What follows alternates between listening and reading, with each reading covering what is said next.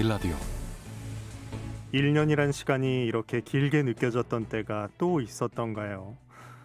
지난해 오늘이었습니다. 국내에서 처음으로 코로나19 확진자가 발생을 했죠. 그 후 1년, 우리 생활에는 많은 변화가 있었습니다.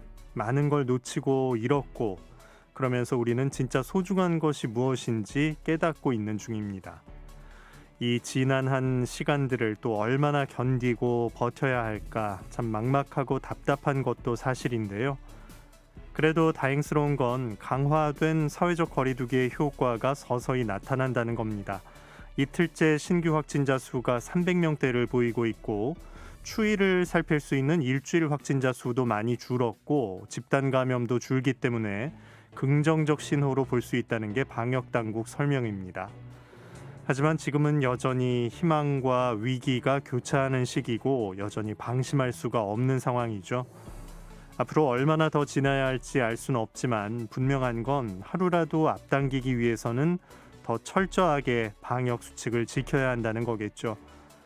추운 겨울을 지나면 얼음이 녹고 꽃이 피듯이 우리가 기다리는 봄이 하루빨리 왔으면 하는 바람입니다.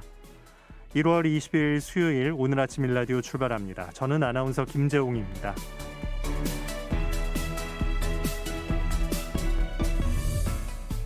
오늘 아침 일라디오 여러분과 함께 만들어갑니다. 단문은 50원, 장문 100원 드는 유료 문자 샵 9730 이용하실 수 있고요. 유튜브에서 KBS 일라디오 공식 채널 검색해서 들어오시면 채팅창 마련되어 있습니다. 자, 오늘도 퀴즈로 시작합니다. 세상의 모든 농수산물 퀴즈 새농퀴.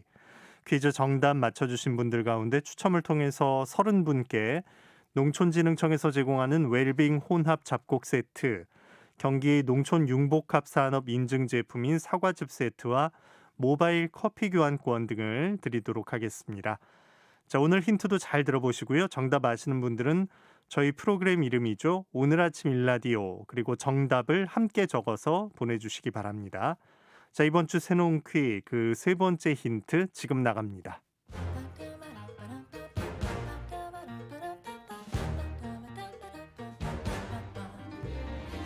오늘 아침 일라디오가 선정한 농수산물을 맞히는 세상 모든 농수산물 퀴즈 새농퀴. 안녕하세요. 퀴즈 내는 성우 김희승입니다.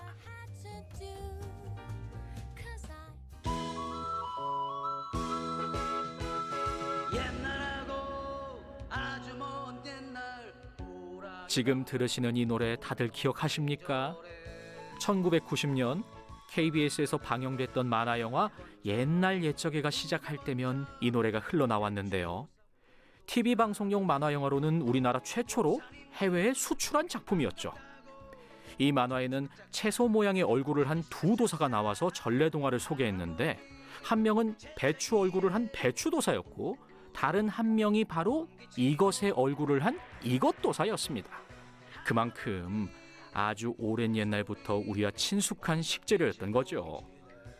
오늘 저녁 식탁엔 뭘 올릴까 고민하는 분들이라면 이것 하나만 있어도 고민 끝! 입안 가득 행복 시작입니다. 밥을 지을 때 이것을 얇게 채 썰어 쌀 위에 올리고 요즘 아주 싱싱한 굴까지 올려주면 맛있는 별미밥이 완성되고요. 역시 얇게 채 썰어 식초 넣고 간하고 고춧가루에 깨소금 솔솔 뿌려서 조물조물 해주면 맛있는 이것 생채 완성! 다른 반찬이 필요 없을 만큼 아주 간단하고 맛나고 건강에도 좋은 밥상을 차릴 수 있습니다. 겨울에 먹는 이것은 보약이라고 말씀드렸죠? 우리 이것으로 건강도 챙기고 겨울철 입맛도 챙겨보시기 바랍니다. 정답을 아시는 분은 단문 50원, 장문 100원이 드는 유료 문자 샵 9730으로 보내주세요. 이번 주 아주 특별히 30분께 행운의 선물을 드리겠습니다.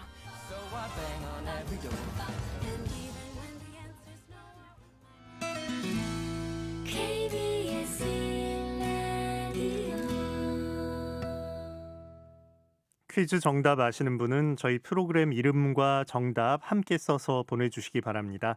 단문 50원, 장문 100원 드는 유료 문자 샵 9730으로 보내시면 됩니다.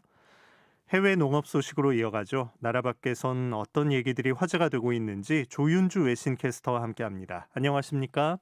네, 안녕하세요. 네, 세계 식량 가격 지수가 7개월 연속 상승세라고요. 네, 맞습니다.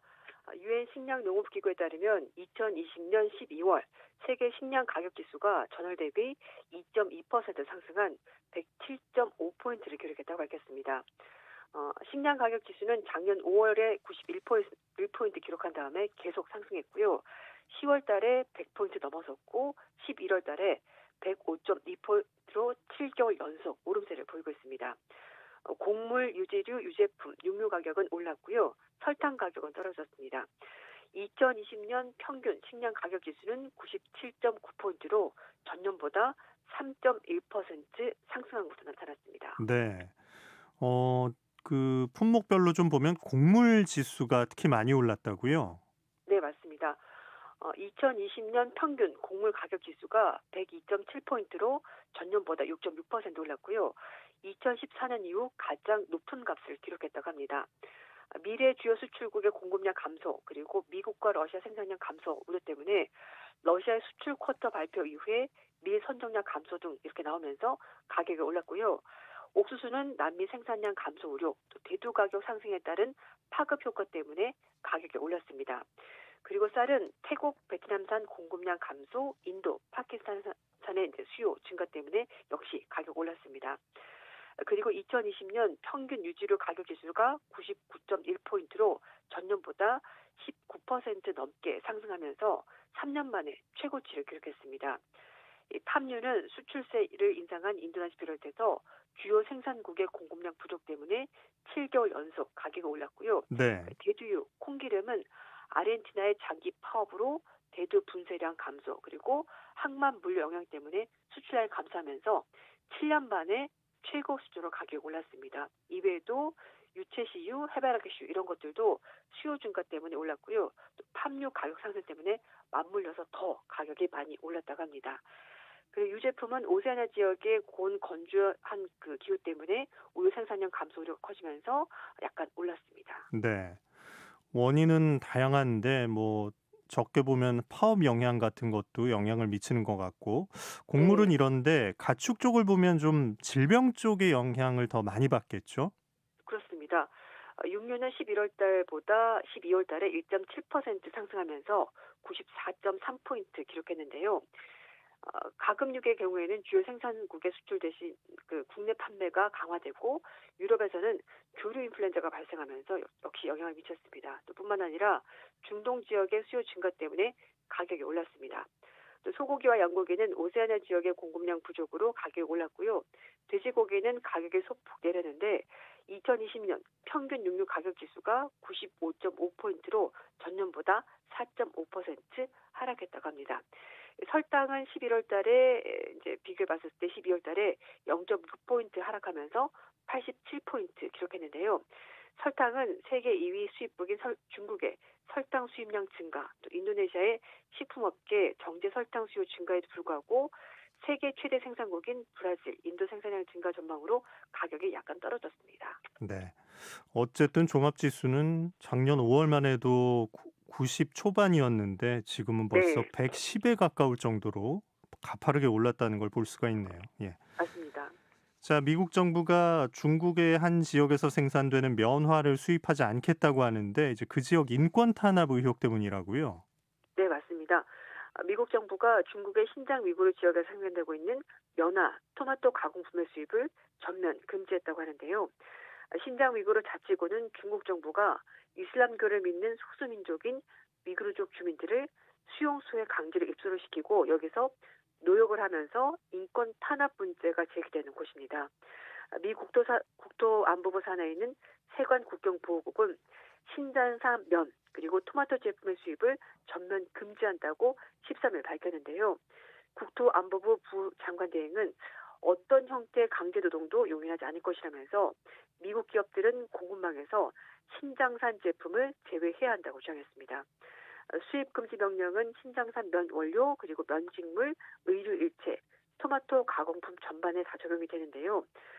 이런 제품을 제3세계에서 가공을 한다고 하더라도 원료인 면이나 토마토가 신장에서 나온 것이라면은 수입 금지 품목에 해당이 된다고 합니다. 네. 신장은 세계적인 면 생산지이고 유명 의류 브랜드 상당수가 신장 지역에서 만든 면이나 섬유를 사용하고 있다고 하는데요. 전 세계 면 제품 공급량의 20%가 신장산이라고 합니다. 작년 기준으로 미국은 중국산 면화 90억 달러 그리고 토마토 가공품은 1,000만 달러어치를 수입했었습니다. 미국 의회가 작년 12월 달에 신장에 생산되는 모든 공산품이 강제 노동으로 만들어진다고 전제하고 세관 국경국이 예외를 인정하지 않는 한 신장산 제품의 수입을 금지하는 위구르 강제노동 방지법을 초당적인 합의로 의결을 했습니다. 네. 뭐 의견은 하나로 모아진 것 같은데 실제 업체는 그래도 정부 조치 때문에 좀 타격을 입겠어요.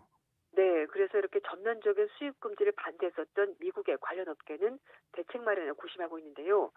미 직물의료소매연합회는 성명을 통해서 회원사들이 자체 공급체인에서 강제 노동 의혹이 있는 제품을 제외하려고 노력하고 있다면서도 정부가 법 집행을 강행하면 현명하고 투명하고 효과적으로 할 필요가 있다고 촉구했습니다. 이런 가운데 당사국인 중국은 보복을 예고했는데요. 규미 중국 대사관은 성명을 통해서 신장 지역의 강제 노동 문제는 정치적인 거짓말이라면서 주 중국 기업들의 권리를 지키기 위해서 행동에 나서겠다고 예고했습니다. 네. 자, 각종 전자제품에 들어가는 원료 히토류라는 게 있죠. 가장 많이 네. 가지고 있는 나라가 중국이라고 하는데 히토류가 워낙 귀하니까 그 관리를 강화하는 조례안을 중국이 만들었다고요? 네, 맞습니다. 히토류 말 그대로 정말 희귀한 광물이고요. 광물이고 요즘에 이제 반도체 디스플레이 배터리 이렇게 첨단 산업에 들어가는 광물입니다. 그런데 이 히토류 최대 생산국이자 세계 수출 물량의 80%를 차지하고 있는 중국이 히토류에 대해서 관리를 강화하는 조례안을 공포했습니다. 중국의 공업신식화부는요, 지난 15일 책정한 조례안에서 히토류를 국가 이익을 지키기 위해서 중요한 전략자원이라고 규정을 하고 생산부터 수출에 이르기까지 일관해서 중점 관리하겠다고 밝혔습니다. 그동안의 중국은 히토류 생산 부분을 주로 관리했습니다만 앞으로는 수출을 포함해서 공급망 전체를 통제하겠다는 건데요. 조례안은 히토류의 채굴과 재련을 총량으로 규제를 하고 전략 비축을 진행하도록 명기하고 있고 또 히토류와 관련해서 불법으로 취득한 이들을 몰수하고 또 벌금 부과하는 강력한 제재 방안도 포함이 되어 있습니다. 네. 중국 정부가 아주 꽉 틀어쥐고 있겠다는 것 같은데 네. 이걸 이제 쥐락펴락하면 이제 무기처럼 쓸 수도 있는 거잖아요. 이런 조례안을 그렇습니다. 발표한 배경이 뭘까요? 전문가들은 이번에 히토류 통제 강화가 미국과 중국 간의 대립이 장기화되는 것을 염두에 두고 중국에서 수입을 크게 의존하고 있는 미국을 견제하고 압박하기 위해서 중국 정부가 나선 거다. 이렇게 해석을 하고 있습니다. 히토류는 차세대 성장 산업인 전기 자동차의 기관 부품 모터에 장착이 되는 고성능 자석은 물론이고요. 반도체 등에 꼭 필요한 재료이고 중국이 세계 생산량의 60% 이상 점유하고 있습니다. 조례안은 다음 달 중순까지 전문가 의견을 수렴하고 나서 시행에 들어간다고 합니다. 네. 자, 중국 소식 하나 더 보죠. 최근에 돼지고기 가격이 좀 상승세라고 하는데 정부 비축분을 시장에 풀게 되는군요. 네, 그렇습니다. 중국 정부가 최근에 상승세를 보이고 있는 돼지고기 가격 안정을 위해서 새해 들어서 공급하는 돼지고기가 5만 톤에 달한다고 관영 매체 글로벌 타임스가 보도했습니다. 중국 정부가 지난 7일 날 냉동 돼지고기 비축분 2만 톤을 풀었고요. 그리고 15일에 추가로 3만 톤을 풀어서 춘제 기간 동안의 공급을 보장한다고 합니다. 중국은 중국 내에 있는 20개 지방정부의 공급분도 9만여 톤 추산된다면서 중국 CCTV가 전했는데요. 춘제 전에 돼지고기 비축분을 시장에 내놓는 지방정부도 더 늘어날 것이라고 CCTV가 예상했습니다. 정부 통계에 따르면 중국의 전월 대비 돼지고기 가격이 지난해 11월 6.5% 내렸습니다만 12월달 다시 6.5% 올랐다고 합니다. 일본의 노무라 증권은 연말 돼지고기 수요 증가 그리고 지방 간의 육류 운송에 대한 규제가 강화되면서 또 외국의 코로나19 확산에 따른 수입 제한 이런 것도 영향을 미치면서 가격이 오르고 있다고 평가했습니다. 네. 그러니까 인구가 많으니까 먹여 살릴 입도 많은 건데 네. 참 미래 식량에 대한 고민도 좀 필요할 것 같아요. 그래서인지 유럽 식품안전기관은 애벌레를 식용으로 써도 안전하다 이런 입장을 공식적으로 냈다면서요. 네, 그렇습니다. 유럽 식품안전기관이 최근에 말린 노란 거저리, 그러니까 애완용 조리에 먹일 수 있는 애벌레를 말하는 건데요. 이걸 먹어도 안전하다, 괜찮다라고 승인했습니다. 연구원들은 이 벌레를 통째로 먹거나 가루로 만들어서 먹거나 단백질이 풍부한 간식이나 다른 음식의 재료가 될 수 있다고 설명했는데요. 갈색 거저리 애벌레에게 주어지는 먹이의 종류에 따라서 알레르기 반응이 약간 발생할 수 있지만 그러나 먹는 데는 괜찮다, 안전하다 이렇게 결론 내렸다고 합니다. 이에 따라서 유럽연합 역시 이제 유엔과 마찬가지로 벌레를 식품으로 이용하는 것을 지지하게 되는데요. 유엔 식량농업기구는 지난 2013년 환경에도 좋고 그리고 굶주리고 있는 사람들이나 가축의 먹이로 사용할 수 있다면서 식용곤충을 저지방 고단백 식품으로 지지하고 있습니다. 네. 해외 농업 소식 조윤주 애신캐스터와 함께했습니다. 소식 고맙습니다. 네, 감사합니다. Good morning. Good morning. 좋은 아침을 맞는 법 KBS 오늘 아침 일라디오. Good morning. Good morning. 우리를 둘러싸고 있는 환경을 지키고 지구를 살리는 방법을 찾는 지구를 지켜라. 오늘 음식 관련 얘기를 해보려고 하는데 코코넛 밀크라고 들어보신 적 있으시죠? 야자나무 열매인 코코넛 과육에서 뽑아낸 진액을 말하는데요. 동남아시아를 포함한 전 세계에서 즐겨서 활용하는 식재료로 수프와 스튜, 카레 등 갖가지 음식에 활용되고 있습니다. 자, 그런데 이 코코넛 밀크라는 게 동물학대 논란과 휩싸이면서 해외 기업들은 불매 운동까지도 줄줄이 이어지고 있다고 하는데요. 정확히 어떤 일이 벌어지는 건지 한결의 남종영 기자 전화 연결해서 자세한 이야기 들어보겠습니다. 남종영 기자님 안녕하십니까? 네, 안녕하세요. 네, 오랜만에 전화 연결하네요. 새해 복 많이 받으시기 바랍니다. 예, 새해 복 많이 받으십시오. 네. 자, 우리가 먹게 되는 이 코코넛 밀크에 어떤 비밀이 숨어 있다고 하는데 어떤 비밀인가요? 예, 한국에서도 수입되고 있는 코코넛 밀크 브랜드가 차오코, 어로이디 이런 것들인데요. 근데 이 코코넛 밀크의 동물 학대, 코코넛 밀크를 생산하는데 동물 학대가 이루어지고 있다는 거예요. 지난해 여름에 국제동물운동단체 페타, 우리말로 동물을 윤리적으로 대하려는 사람들, 이 단체가 태국의 원숭이 노동 현장을 잠입 취재해서 결과를 발표했어요. 코코넛 농장이나 코코넛 따는 걸 가르치는 원숭이 학교, 이런 것들을 잠입 취재해서 결과를 발표했는데요. 원숭이들이 열악한 환경에서 살면서 밧줄에 묶인 채 높은 야자나무에 올라서 코코넛을 딴다고, 결국 강제 노동을 한다고 이 단체가 발표해서 여파가 컸습니다. 네. 그래서 지난해 영국의 거의 모든 슈퍼마켓 체인, 그리고 최근 미국의 코스트코까지 판매 중단을 하겠다고 선언해가지고 지금 논란이 이어지고 있어요.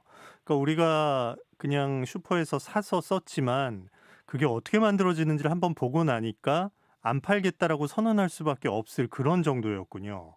네, 그렇습니다. 아, 이걸 원숭이가 어떻게 코코넛을 따냐면요. 예. 일단은 원숭이의 15에서 한 20m 정도의 목줄이 걸려 있습니다. 그래서 그 원숭이가 야자나무 위로 올라가서 코코넛 줄기를 비틀어서 땁니다. 그리고 밑으로 던지죠.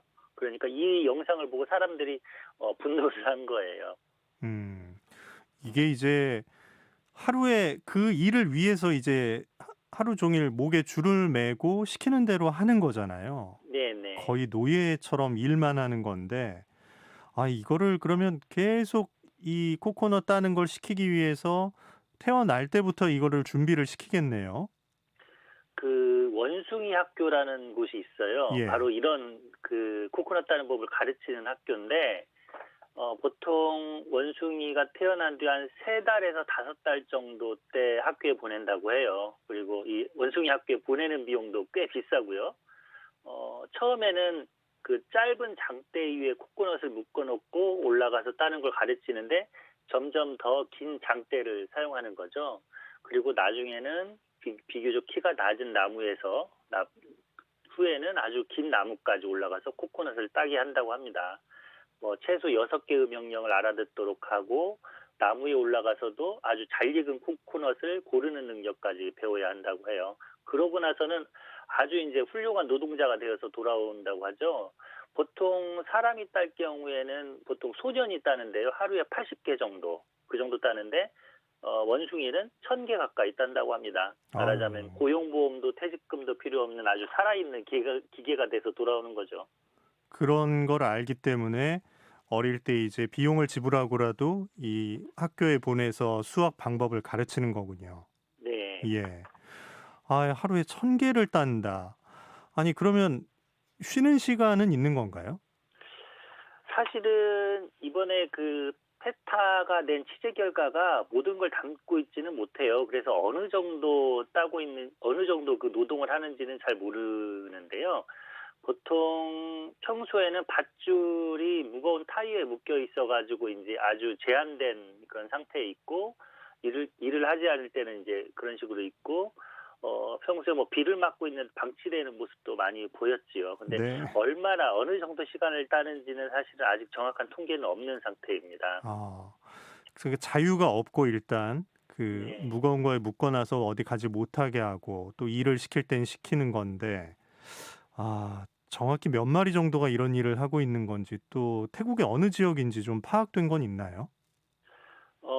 보통 태국 그리고 인도네시아, 말레이시아 이 세 나라에서 이런 관행이 있다고들 해요. 예. 그런데 제가 다른 문서를 조사해 보니까 아직도 별다른 조사나 통계는 없었던 것 같아요. 유일하게 있다면 그 레슬리 스폰넬이라는 인류학자가 태국에서 한 2년 정도 살면서 현지 조사를 한 게 있는데요. 이 문서에서도 종합적인 조사는 없었다고 하는데 적어도 태국 남부에서는 수천 마리 정도 있다. 이 사실이 중론인 것 같습니다. 네. 언제부터 원숭이에게 이런 걸 약간 그 좀 조직을 해서 이런 식으로 시켰을까요?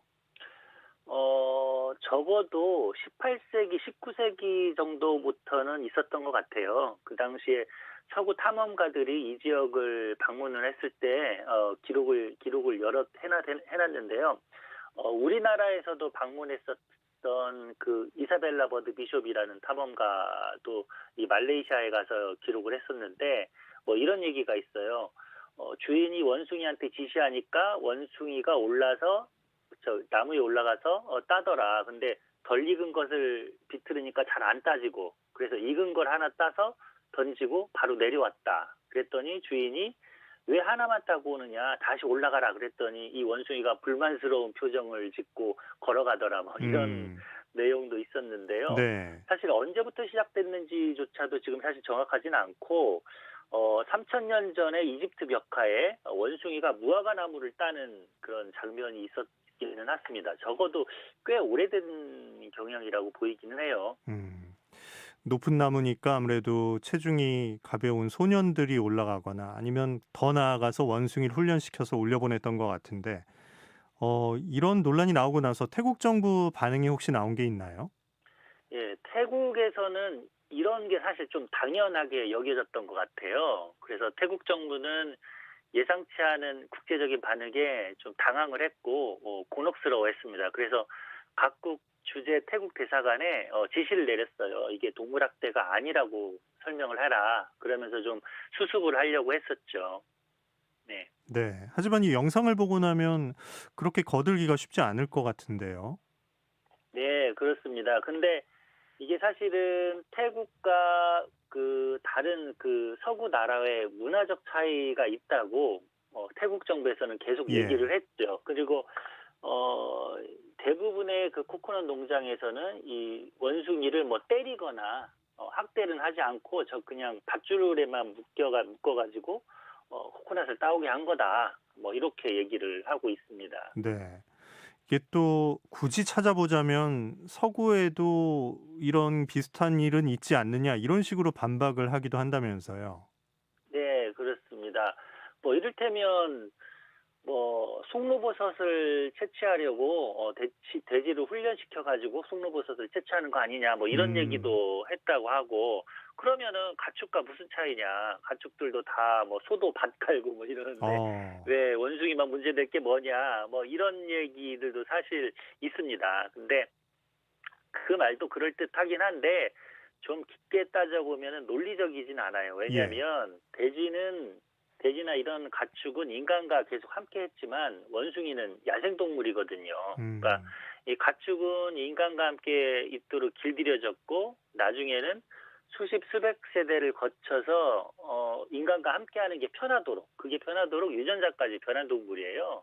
반면에 개를 생각해 본다면 개가 우리 사람이 외출했다가 돌아오면 막 뛰어들면서 뭐 좋아하면서 뽀뽀를 하잖아요. 네네. 근데 그건 사실 길들여져서가 아니라 기본적으로 사람을 좋아하는 유전자가 표현된 거거든요.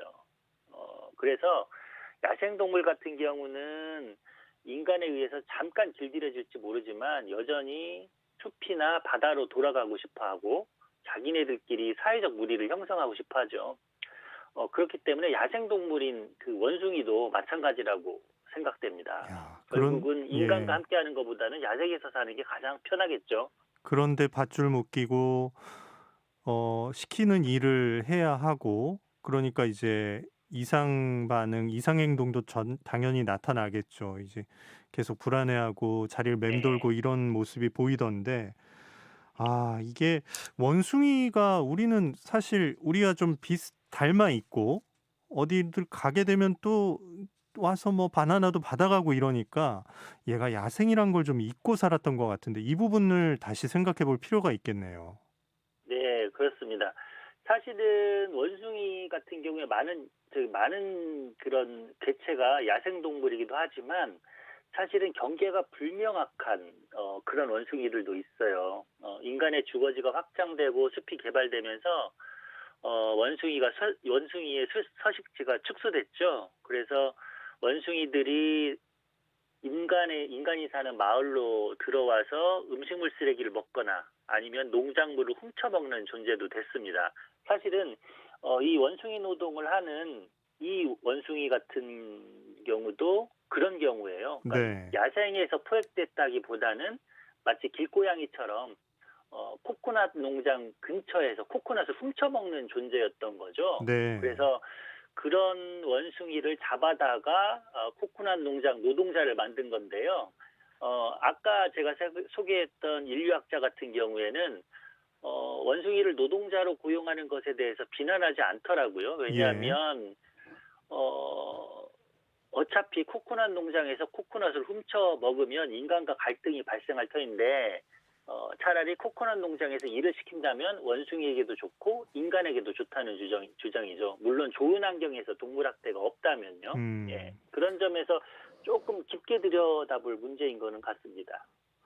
그러니까 이 농장에서 만나는 원숭이들이 그 경계에 있다가 이런 식으로 네. 편입이 된 거 아닌가 이렇게 본다면 사실 그 다른 예로 미얀마 국영 벌목장에서 그 원목을 나르기 위해서 코끼리를 이용한다고 하는데 이때는 좀 코끼리에게 반자연 상태를 만들어주고 그 쉬는 시간이나 뭐 좀 자유롭게 보내는 시간을 보장한다고 하는데 이게 동물원과 비교했을 땐 또 어떤 건지 또 사실 의지를 물어본 게 아니잖아요. 일을 하겠느냐고.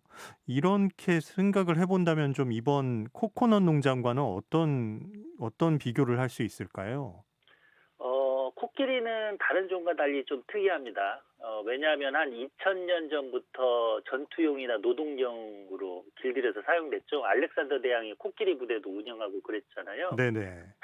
근데 역시 코끼리도 가축으로 보지 않는 견해가 대세예요. 왜냐하면 인간과 함께 있으면 야생에 있는 것보다 여전히 스트레스를 받고 불편해하기 때문이죠. 근데 이런 미얀마에 있었던 코끼리 벌목장의 경우는 뭐 출산 휴가도 주고 정년까지 보장된다고 하는데 물론 뭐 코끼리 쇼를 하는 동물원에 있는 코끼리보다는 낫겠지만 아무래도 야생 환경보다는 행복하지 않을 가능성이 커요. 네. 게다가 야생에서 잡아서 온 개체라면 트라우마를 느꼈을 가능성도 크고요. 그리고 그 코끼리를 야생으로 방사할 수 있느냐? 근데 그것이 불가능하다면 그래도 이렇게라도 하는 게 코끼리의 삶의 질을 보장하는 게 최선의 선택일 것 같기는 합니다. 참 쉬운 얘기는 아니고 사람마다 또 생각은 다 다를 것 같은데 일단 해외에 그 유통업체들이 불매를 하고 있는 거잖아요. 세계 네. 시장에서 어떤 분위기로 흘러갈지 또 우리는 어떻게 좀 인식을 하면 좋을지 끝으로 좀 들려주세요. 작년에 이 동물단체의 발표 이후에 영국의 모든 슈퍼마켓 체인이 원숭이가 노동한 코코넛을 팔지 않겠다고 공언을 했고, 뭐 최근에는 이제 미국 동남부 슈퍼마켓 체인에서도 막 옥신각신하면서 결국은 이제 이 코코넛 밀크를 팔지 않겠다고 발표를 했어요. 이번 사건을 보면은 목소리를 내는 소비자의 힘이 커졌다는 걸 새삼 알 수 있게 됐습니다. 이를테면 친환경적인 소비가 대세가 됐다는 거죠. 따라서 우리는 생산자로서 그리고 소비자로서 이 부분을 항상 염두에 둬야 될 거라고 생각합니다. 네. 지구를 지켜라 한겨레 신문 남종영 기자와 함께했습니다. 고맙습니다. 네, 고맙습니다. 자, 날씨 알아봅니다. 절기상 대한입니다. 오늘 서울 현재 기온 영하 6도, 어제보다 기온이 조금은 높아졌지만 바람이 제법 찹니다. 일부 중부 지역, 경북 내륙엔 한파특보가 계속되고 있습니다. 강원도 홍천이 영하 19도까지 떨어졌고 철원 영하 15도, 경북 봉화 영하 16도로 추운 날씨가 이어지는데요. 낮부터 기온을 회복합니다. 서울 7도, 대전 8도, 광주 부산 11도까지 오르겠고요. 대기도 깨끗한 편입니다. 내일 오후부터는 전국에 비 소식이 있는데요. 주말까지 내렸다 그치길 반복하겠는데 영동과 충청 이남 지역은 휴일까지 비가 길게 이어질 수 있다고 합니다. 미리 대비하시기 바랍니다. 오늘 아침 일라디오 함께하고 계신 지금 시각은 6시 46분입니다.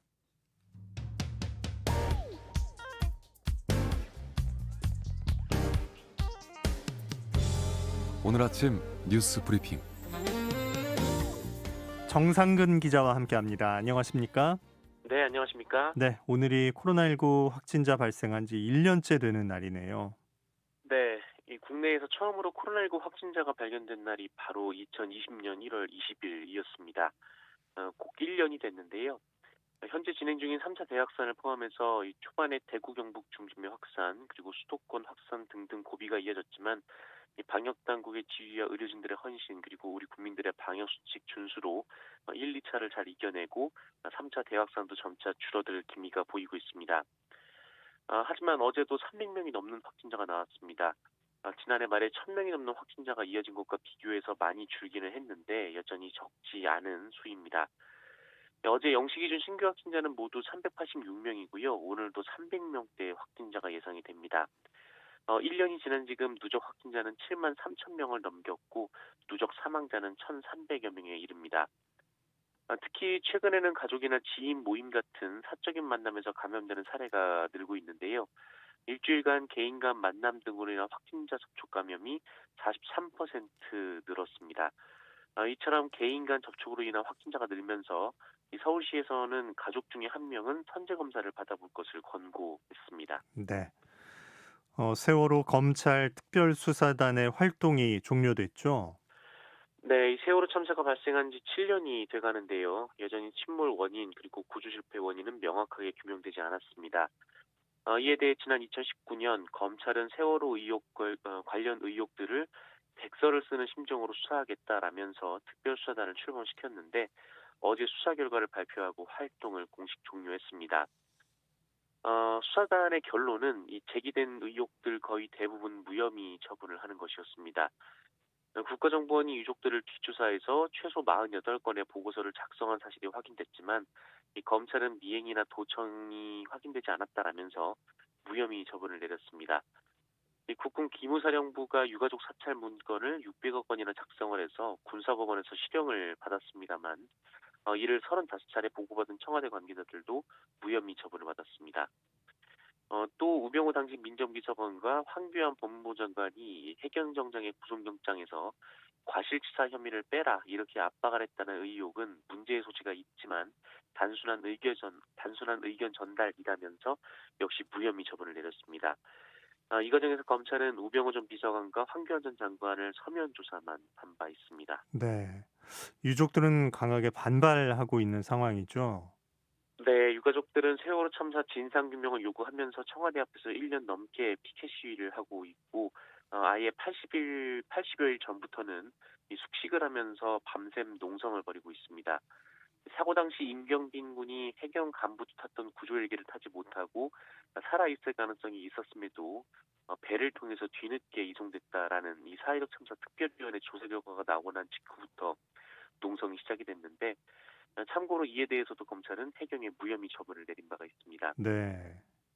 소식을 들은 유가족들은 망연자실한 표정이었는데요. 일말의 기대를 했는데 수사 결과가 너무 충격적이고 허무하다라고 분노를 했습니다.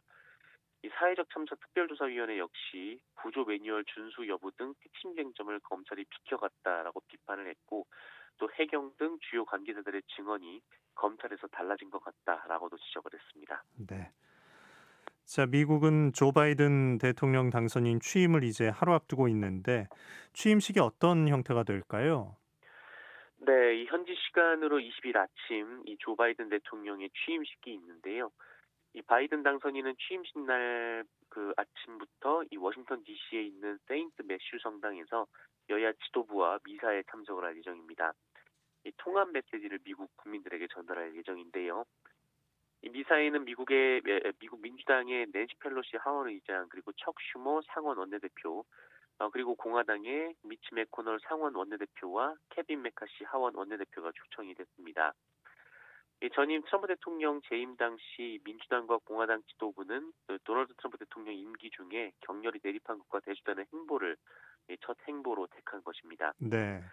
심지어 트럼프 대통령은 당시 이 미국 민주당 하원 의장인 낸시 펠로시 의장에게 욕설까지 했고 이 펠로시 의장은 국정연설을 마친 트럼프 대통령 뒤에서 이 보란 듯이 연설 원고를 찢는 등 극심한 갈등을 노출한 바 있습니다. 그리고 바이든 당선인은 20일 정오 취임 선서를 한 뒤에 단합을 주제로 연설에 나설 계획인데요. 이 취임식 주제 자체도 하나가 된 미국입니다. 네. 자, 어제 고위공직자 범죄수사처장 후보자에 대한 인사청문회가 있었죠. 어떤 얘기들이 오갔나요? 네, 어제 국회 법제사법위원회에서 김진욱 고위공직자 범죄수사처장의 인사청문회가 있었습니다. 이 청문회에서는 김진욱 후보자의 자격과 자질을 두고 공방이 이어졌는데요. 주로 정치적 중립성을 놓고 주로 논쟁이 벌어졌습니다.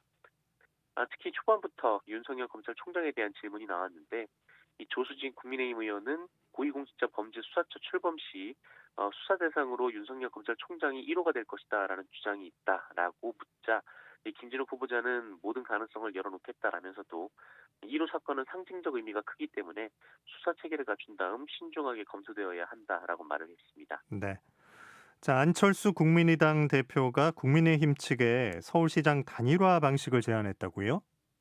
네, 이 서울시장 선거를 앞두고 보수 진영 간 후보 단일화 얘기가 본격적으로 나오고 있습니다. 이 후보 단일화 의지는 밝혔으면서도 구체적인 방법론에 대해서는 침묵했던 안철수 대표가 어제 기자회견을 열고 이 국민의힘 경선 플랫폼을 야권 전체에 개방해달라라며 야권 승리를 위한 게임 메이커가 돼달라라고 말했습니다. 어제 이 후보 등록으로 막이 오른 이 국민의힘 경선 레이스에 자신도 껴달라라는 것인데요. 다만 국민의당 당적을 유지한 채 참여하게 해달라라는 것이 제안의 핵심입니다. 대신 국민의힘이 그 경선 관리를 도맡아 하는 것까지는 받아들일 수 있다라면서 이 당장 실무 논의에 들어가자라고도 했습니다. 하지만 국민의힘 김종인 비대위원장 반응이 싸늘했는데요. 이 김종인 위원장은 당 후보가 확정된 다음 단일화라는 것이 이루어질 수 있는 것이다라며 그전엔 할 수가 없다라고 말을 했고요. 이 주호영 원내대표도 안철수 대표는 본인에게 가장 유리한 조건을 제시하고 있다라며 거부를 했습니다. 네. 박영선 중소벤처기업부 장관도 곧 서울시장 출마할 예정이라고 하죠? 네, 박영선 장관은 어제 SBS 뉴스와 인터뷰에서 이 서울시장 출마 여부에 대해 당을 위해서는 다른 선택을 할 여지가 없지 않나라며 사실상 출마 의지를 밝혔습니다. 그리고 문재인 대통령은 이르면 오늘 4-5개 부처장관을 교체하는 개각을 단행할 예정인데요. 이 교체 대상에 박영선 장관이 포함된 것으로 전해지고 있습니다. 한편 이 개각 소리 도는 장관은 박영선 장관 외에 이 산업통상자원부, 농림수산식품부, 문화체육관광부, 해양수산부 장관 등으로 대체로 1년 반 이상 재직해온 장관들입니다. 네. 서울 시내 도로에서 역주행 차량이 택시를 들이받았는데 운전자가 만취 상태였다고요? 네, 어제 새벽 서울 서부간선도로에서 한 승용차가 400m를 역주행을 하다가 이 택시를 정면으로 들이받는 사고를 냈습니다. 승용차 운전자인 32살 이모 씨는 술을 마시고 이 혈중 알코올 농도가 이 면허 취소 수준인 0.08을 넘은 상태로 운전대를 잡았는데요. 피해자는 새벽 시간 손님을 찾아다니던 택시기사 60살 김모 씨였습니다. 피해자는 갑자기 나타난 전조등과 맞닥뜨렸지만 피할 겨를도 없었고요. 머리를 크게 다쳐서 중환자실에서 치료를 받고 있습니다. 이 가해 차량 운전자와 동승자도 다쳤는데 경찰은 윤창호법을 적용을 했습니다. 네. 뉴스 브리핑 정상근 기자와 함께했습니다. 소식 고맙습니다. 네, 고맙습니다. 자, 0896님, 우리가 지켜왔던 1년 노구의 씨앗을 맺도록 더 노력해야겠어요 하셨네요. 6337님은 지구를 지켜라 들으시고 참 마음 아프네요. 수확을 해야 하긴 하지만 꼭 그렇게까지 해야 할까요? 혹사는 안 시키고 했으면 하는 바람입니다. 마음이 참 무겁네요 하셨네요. 네, 그런 일이 있다는 거 오늘 좀 듣고 생각을 해보는 기회가 된 것 같습니다. 자, 수요일 오늘 아침 일라디오 함께 하셨습니다. 저는 지금까지 아나운서 김재홍이었고요. 내일 아침 이 시간에 다시 찾아오겠습니다. 고맙습니다.